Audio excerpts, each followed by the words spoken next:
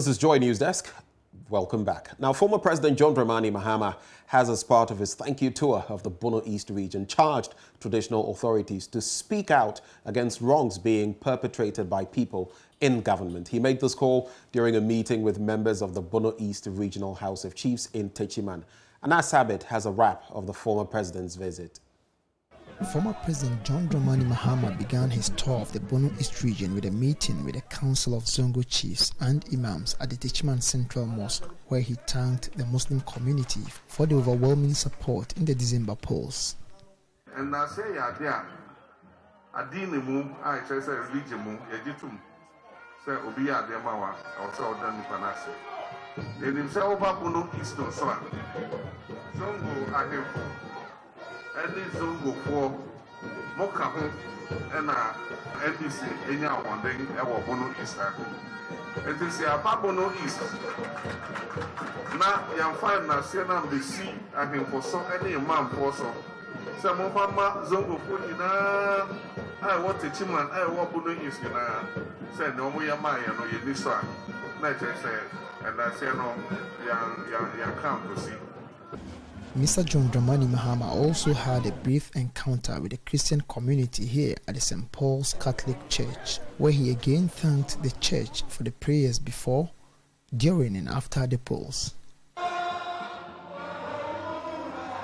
From the two major religious groups, Mr. Mahama met the Bono East Regional House of Chiefs. Here, the 2020 NDC flag bearer bemoaned the unfortunate incidents that characterized the elections and emphasized that traditional authorities ought to speak out against wrongs being perpetrated by those in authority. Your bonny and your papa. Now, yet to be neutral between good and evil. Say no kind no. You almost say, you say, now you're not in your politics. But say, I dare corner bonnet. I was so mokan. If you say, assassin, you're more there. More and I brought for better, more say, more share, yes, so, and son I brought for the buying by it. And I buy for Abbey, Edge, or brought for no home. It is still more any Nipano nette. Say, and your man could ye not Nipanete.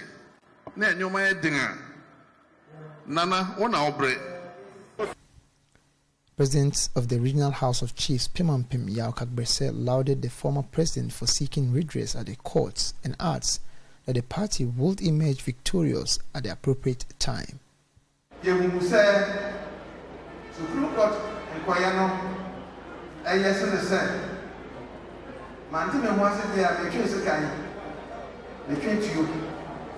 Na edi basa yo aba enti House of Chiefs police said ye oma paso say aba the sano na modi akoda Supreme Court aba mbeye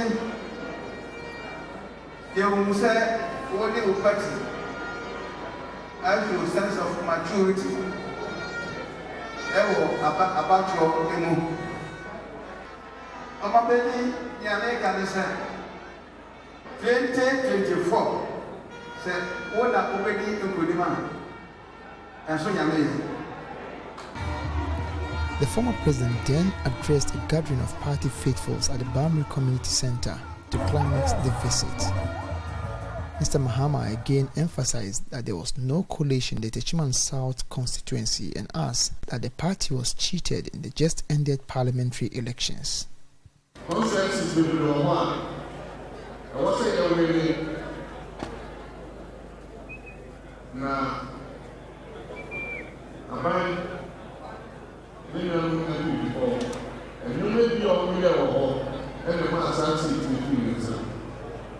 50 minutes out.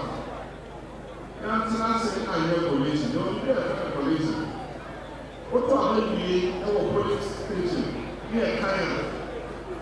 The year they show me now of Kakaso. Now your map party here the copy. Now when the copy sama with their friend collation center. The China FSU, HRBT electoral commission. Said the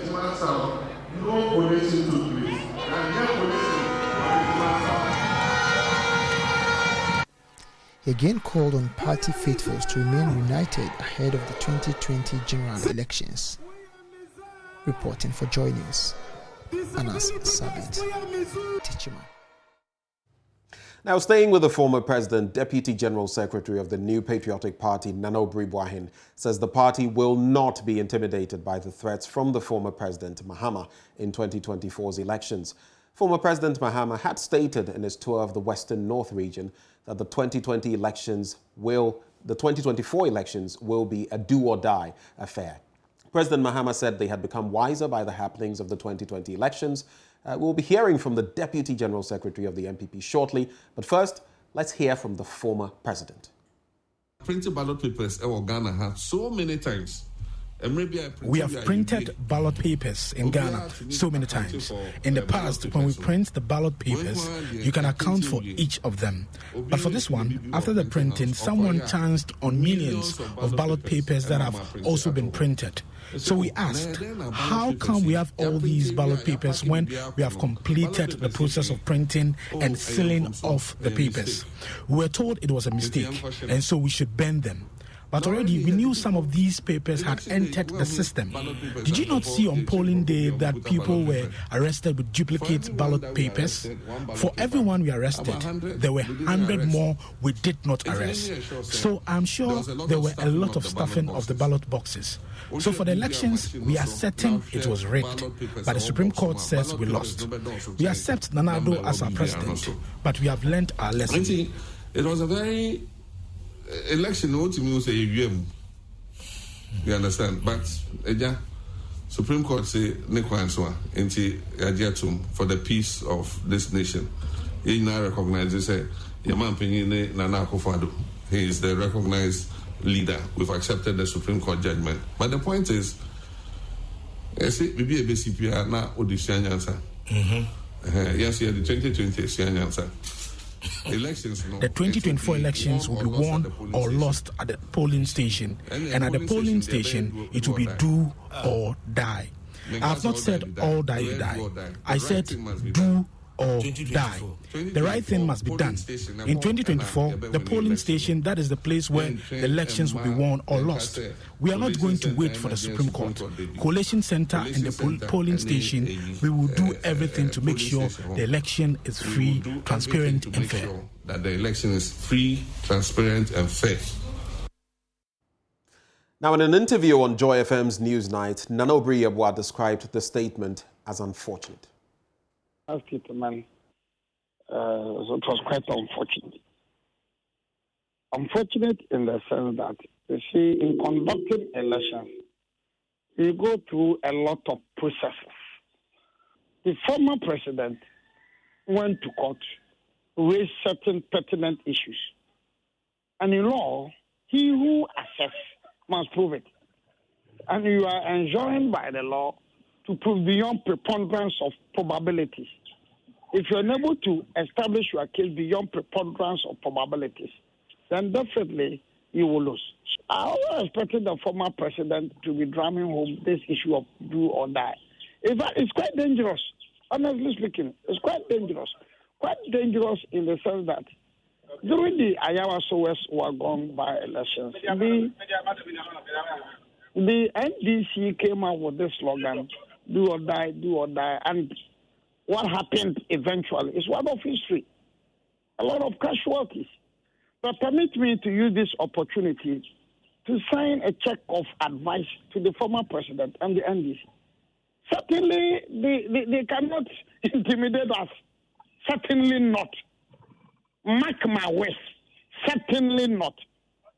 We are all prepared to protect and defend the democratic credentials of this country. However, if they want to push us to the wall, to humiliate us, to bully us, that can never be possible. We are not cowards. We are not cowards. But on the other hand, Felix Kwachiofosu from the office of former President John Dramani Mahama says the statement should not be misconstrued to portray the former president as a violent character. There's absolutely nothing in his record that even remotely suggests that he will do anything to undermine the peace and security of the country. But the former president, was speaking within the context of happenings during the 2020 elections, and even before that. We are dealing with the Akufo-Addo government and the MPP that is vicious, violent, and thuggish.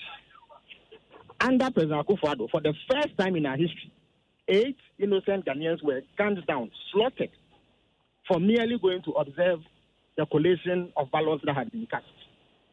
We were extremely dissatisfied with the outcome of the election. We went to court. We do not believe that justice was done at the court. And the clear impression that we took away from the court process was that elections are won at the polling station. So the former president was only indicating that in 2024, we were going to maintain a state of preparedness and a high level of vigilance, and that we were not going to countenance or brook any acts of intimidation or rigging. Apart from the viciousness, the violence, and thuggery of the Akufo-Addo government and the MPP, there is also a conniving electoral commission that is obviously bent on rigging the elections for the New Patriotic Party and would not listen to any pleas for fairness or the creation of a level field. So the NDC, as a party, is on its own, and therefore we owe it to ourselves to mount the appropriate strategies to do the sort of things that would ensure that our ballots are protected and that the MPP in no way attempts to steal the elections of 2024. Let's talk COVID-19 related news now. And as a means of gaining and maintaining public trust in COVID-19 vaccines and vaccination, which is as essential as the effectiveness of the vaccines themselves, the Techiman Traditional Council has promised to lead the sensitization campaigns which aim at building public confidence at this time. They call on the people to accept the new vaccines in order to help curb the increasing number of cases recorded in the municipality. Correspondent Anas Sabit engaged some of the chiefs during a vaccination exercise conducted by the Regional Health Directorate in Techiman and came through with this report. With the Techiman municipality contributing to about 40% of the cumulative COVID-19 cases recorded in the Bono East region, there was mad rush here at the Omanhene's Palace for both the AstraZeneca and the Johnson & Johnson vaccines. The people here, mainly traditional authorities, are excited at the opportunity and promises to be ambassadors for the exercise. Nana Ekuya Sewa Bonso is the Manhima chairman of the Techiman Traditional Council. I am really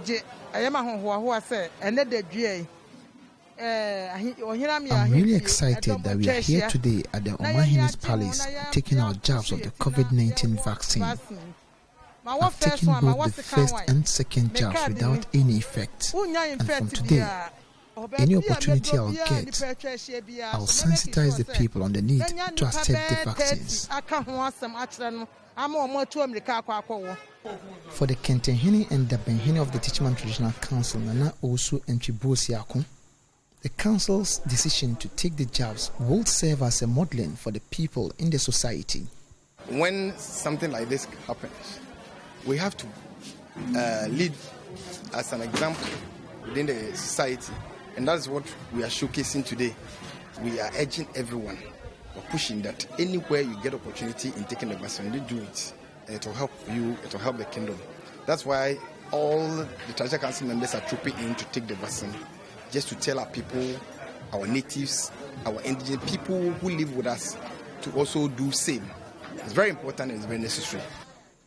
Bono East Regional Minister Mr. Kwesi Edujan expressed satisfaction with the public interest and says that it is a good sign in the fight against COVID. I think there is an overwhelming interest in the vaccination. You quite remember that a couple of weeks ago we met and we declared, REXEC declared this virus as a threat to security of the Bono East region. And as such, we're going to embark on whatever that is necessary for us to reduce the acceleration of the virus, which seemed to have been the case for the previous weeks or months. So this is a sign of the enthusiasm that the people have. So we're going to enforce it more and more to make sure that we attain the target that we have set, to be where we were before we became a hub for the COVID-19. Regional Director of Health Services, Dr. Fred Admakobuatin, called on the people to report any untoward side effects to the nearest health facility after taking the jabs for immediate attention. We have made arrangements for people to report any untoward symptoms, signs, or feelings they will get after getting the vaccines. We need people to report. All the sites that we are giving the vaccines also, we have made medicines available for emergencies.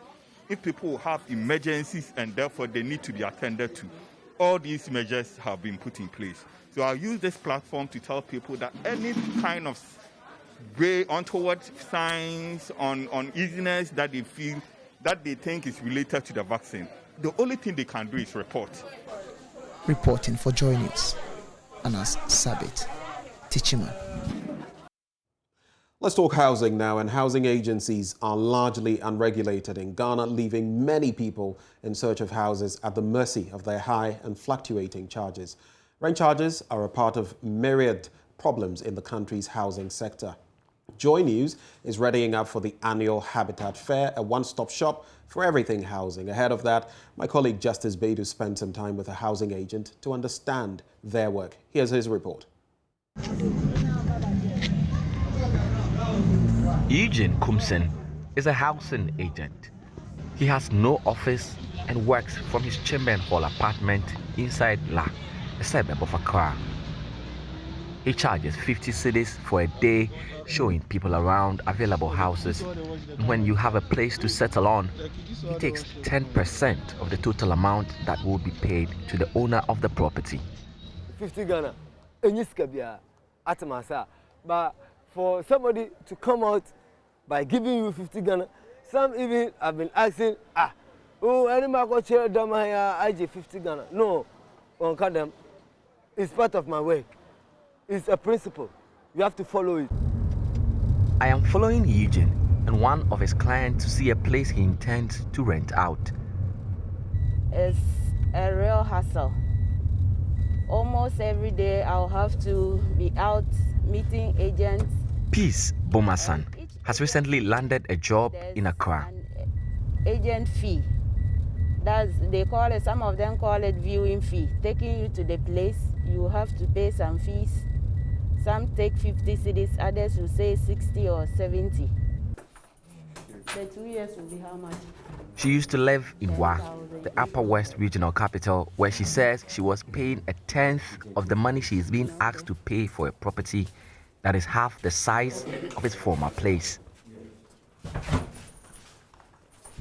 If you should consider the work you do and other things you have to be doing, and then having to be paying this huge amounts of money for rent, it's just so unbelievable. Some of the accounts used to say that, Asantifo, scan cocoa. You see, for Greater Accra, what cocoa a dime. Yeah, because everywhere you go in Greater Accra, room is very expensive. Peace is not alone. With a housing deficit of 1.2 million, thousands of other people like her are out there struggling for a roof over their head. Justice Beidou, JoyNews, Accra. Well, on the back of that report, are you looking for a parcel of land or a home to buy? There's something exciting happening this weekend. It's the mini clinic of the EcoBank JoyNews Habitat Fair. It will be live from the Achimota Mall, where exhibitors will showcase various products and services. If you're looking for a mortgage or a piece of land to build that dream house, look no further. Head to the Achimota Mall to meet the people who can enable this dream to happen. For more on this, we are joined in the studio by the General Manager in charge of Sales and Marketing at the Multimedia Group, Max Fuga, for more. Mr. Fuga, thank you for your time. Now, tell us about this mini clinic. Yeah, thank you very much. And I will say that all is set for the first mini clinic for this year's EcoBank JoyNews Habitat Fair, which is powered by Cities and Habitats. It will take place at the Achimota Mall Saturday and Sunday from 8 a.m. to 8 p.m. daily.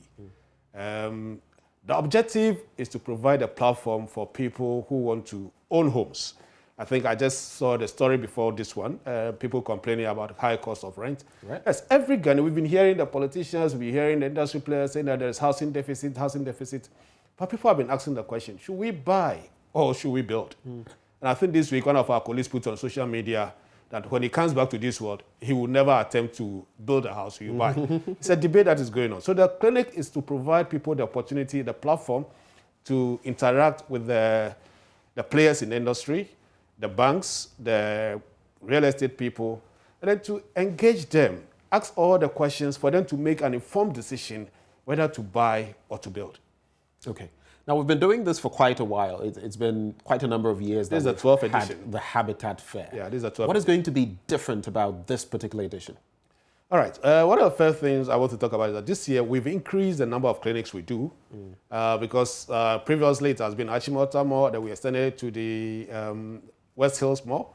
But we've added the Junction Mall to it this year so that we can take care of the people coming from Tema. They don't need to drive all the way to Achimota to have their questions and their anxieties resolved and answered. So we are going to do 3 of the clinics. This one this weekend. The next one is coming the next weekend, 18th and 19th at the West Hills Mall. And then the third one is the 2nd and 3rd October at the Junction Mall. Okay, this is again, like I said, to provide people the opportunity to meet the industry players and engage them.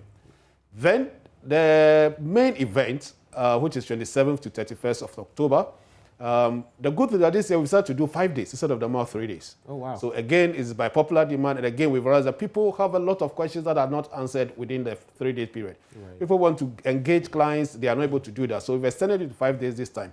So that at least everybody else will have an opportunity to engage the service providers and have their questions answered. And then they can be able to make an informed decision. For me, again, the debate is home ownership. As our theme for this year says, home ownership, to build or to buy. Get there, talk to the players, get your questions answered, and make an informed decision whether you want to buy or you want to build. And that's crucial. I mean, we've had programs on that, building or buying and the cost of building. All of those questions will be answered when our audience shows up there. But thank you very much, Mr. Max Fuga, for passing through. Max Fuga is head of our sales and marketing department right here at the Multimedia Group Limited.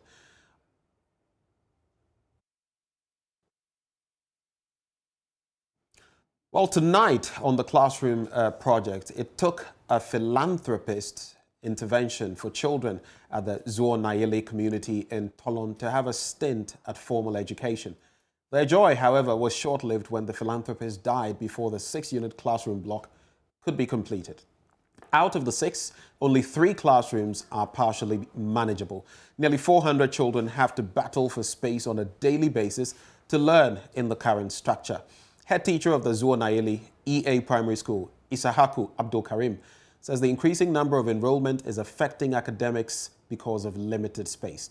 He is appealing for your support to help the community complete an additional 3-unit classroom block for the children. I'm Isahaku Abdul Karim, head teacher of Zuo Nayeli EA Primary School. Actually, I was posted to this school in 2019. As a new head of this school. So when I came here, I realized that the school was facing classrooms problems. And because the enrollment outweighed the classes that they were having. And I learned that one lady initiated this school and government later took over the school. So that's the state of the school. And then the ladies decided to extend the pavilion over there. So that pavilion you see there was extended by that lady, and she molded some blocks to continue with the project, and later she passed on. And the community decided to step in and complete the project for the kids to be sitting in, because actually the limited classroom is affecting academic work. Because when you look at this school, the enrollment is overwhelming because it's 387 people and 3 classrooms. You can't manage it. Every classroom, 50 plus students, and there are going to be 2 classrooms in a classroom, 100 plus, it will not work. Well, to actually contribute for all your support and assistance, make Momo transactions to 0593 038 832. The name on that account is Joy FM. Or you can also pay to the Access Bank account number 009010105491. It is Castle Road branch or any other Access Bank branch. The branch code is 009.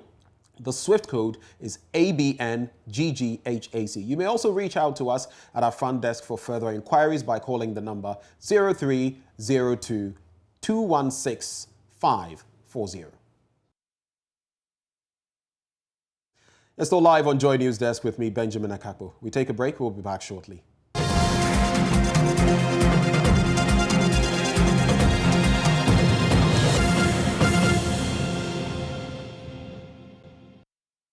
Welcome back on Joy News Desk. Now, tonight on Upfront, former Chief of Staff Prosper Bani believes we don't need 111 hospitals now. Instead, government should equip the existing ones and employ the doctors sitting at home waiting for their placements. Will automatically come as prioritized, not as a political message that will do 1-1-1. I would like to see the plan that went, or the thinking and the plan that has been put in place for the agenda 1-1-1. So for you, building 111 hospitals now is not the priority. Okay. What we need now is to equip the existing hospitals that we have now, complete those that have not been completed, place the medical personnel in those hospitals, and manage them efficiently, and open up the space for more infrastructure work in terms of building hospitals. Do we need hospitals to be built? Yes, we do. Do we need 111 hospitals to be built in the next 4 years, like right now, when our people are dying from mere sicknesses or illnesses that could be addressed if we have modern equipment at their doorsteps?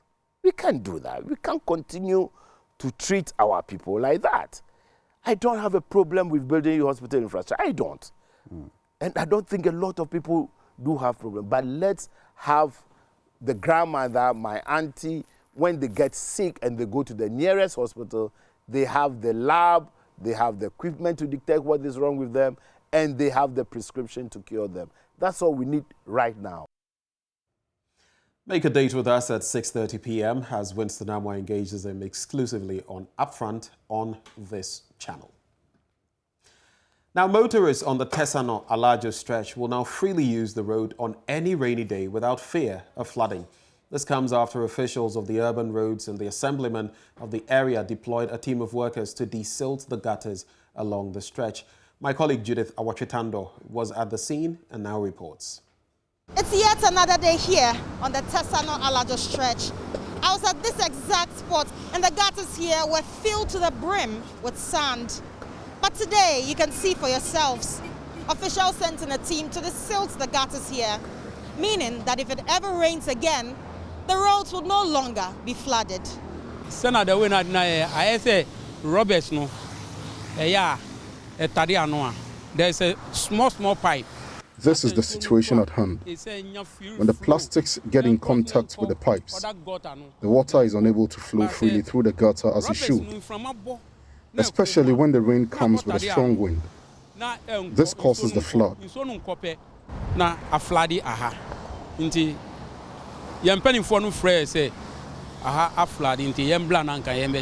We were called by our superiors to come and fix this issue. We are under the assembly. And assemblyman and I know or contact here and I buy pipe no okay for now on there na ya quite now you know intimino yeah my dream say anka For now, we have fixed the road, so I suggest someone is tasked to do 3 months routine checks to ensure the pipes are clean. Routine, until all the time, no, inside be clean. Now, anytime since so twa, to me, Well, finally, motorists will conveniently use this stretch without worrying about floods. Reporting for JoyNews, my name is Judith Awatre Tando. On that note, we take a break for business.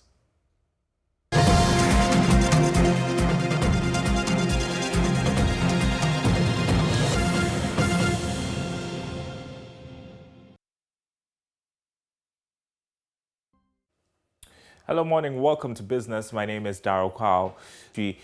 Industry now addressing a press conference in Tamale. The Northern Regional Chairman of the association, George Dasa, said within a year the cost of maize, the main ingredient for the feed, has risen from 130 cedis per 100 kilograms to between 320 to 350 Ghana cedis. More in this report. Poultry farmers continue to raise concerns over cost of feeding the birds they say is affecting the industry. It is against this backdrop that the Northern Region branch of the Poultry Farmers Association held a press conference to drum home their demands. Addressing the news conference, the Northern Regional Chairman of the group, George Dasa, said some of his members are folding up whilst others are selling their birds to buy feed to feed the rest. He wondered why Ghana's neighbors were allowed to come in and buy a lot of maize when the poultry industry needed the maize. Within a space of about 12 months, the cost of the main ingredient of the feed component, that is maize, has risen from 130 Ghana cedis per 100 kg to between 320 to 350 or even more per 100 kg, depending on where you are getting it. Members of the press, is it not curious that through the flagship program, Planting for Food and Jobs, cost of inputs are subsidized using the Ghanaian taxpayers' money? The program became successful because maize farmers had more yield than before. Yet, poultry farmers who consume more than half of the total maize produced in the country are finding it difficult to get the maize to feed our birds. Even when you get it, the price is so high that one wonders if there was no subsidy at all, the maize price in this country would have been a no-go area. That the Planting for Food and Jobs was successful. Maize farmers had increased yield, yet poultry farmers find it difficult to get the commodity. That occasioned the issuing of a permit by government through the Ministry of Agri to import 60,000 metric tons of yellow maize. He called on egg sellers and consumers to reason with them as they consider increasing the prices of eggs between 18 and 24 cedis. In other news, Ghana's international reserves, excluding gold, are expected to grow by 16.8% this year to $9.5 billion. This is a revision of an earlier forecast by Fitch Solutions, which pegged the end-year reserves at $8.8 billion. Charles Nixon Yeboah has more. According to the research arm of ratings agency Fitch's August monitor report, the reserves will be equivalent to 4.2 months of import cover. This means the country will have a little above 4 months to take care of import with the foreign exchange reserves when there is a shock. However, the reserves is lower than the Bank of Ghana's estimate of $11.02 billion in the first half of this year. But the expected growth in the reserves from last year could help minimize the recent depreciation of the cedi. That will nevertheless depend on the Bank of Ghana's policy of using the reserves to intervene regularly on the forex market. The increase in the reserves is as a result of robust global growth, which has triggered demand for the country's export commodities, particularly oil and cocoa. Fitch Solutions also said exports are likely to pick up relatively swiftly on the back of rebounding growth in major markets, notably China, which is one of Ghana's single largest export market. This is expected to result in an improved terms of trade. The foreign reserve is expected to rise further to $10.6 billion next year, equivalent to 4.3 months of import cover. And that's all in business. Sports is coming up next. Thank you for staying with us. It's time now for us to dig into the sports with Mubarak Haruna, who joins me. Charlie, welcome aboard. Thank you. So it's all about ZK Akono, right? Yes, you know, his head has been on the chopping block since we lost against South Africa. So yesterday people were talking about his sack, or he should maintain his position, or he should be sacked. But today the conversation has moved on to who will be his likely replacement. Wait, but right before you go on, so that means in people's minds, in most people's minds, they've already done away with ZK Akono. Yeah, yes, people are not really happy with his showing ever since he was given the Black Stars job. 10 matches in all competitions, 4 wins, 4 draws, 4 losses actually, and then 2 draws. And people are not really happy at all. Yes. Okay, so who are the figures that are being, the names that are being bandied about as far as replacements? The top guy is Hervé Renard. Hervé Renard. Yeah, okay. He's a very good coach on the African terrain. He's been in Africa. Yes, coached a number of teams. Exactly. Is it Cameroon? Yeah, Did he coach Cameroon at a point? He coached Zambia in 2012 and won the AFCON.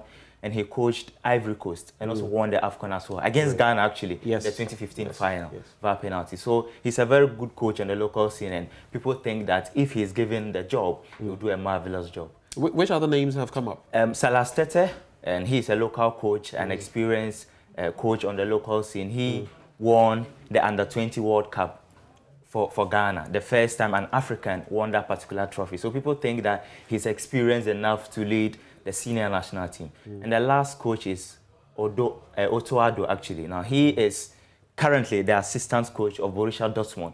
People believe... Borussia Dortmund? Exactly. People believe he worked with the likes of Erling Haaland, Jadon Sancho, young, talented players in Europe. And they believe that when he's given the job with this Black Stars team, people believe that we have some young players that will be having a bright future. So when he's given the job, he will execute it very well. Wow.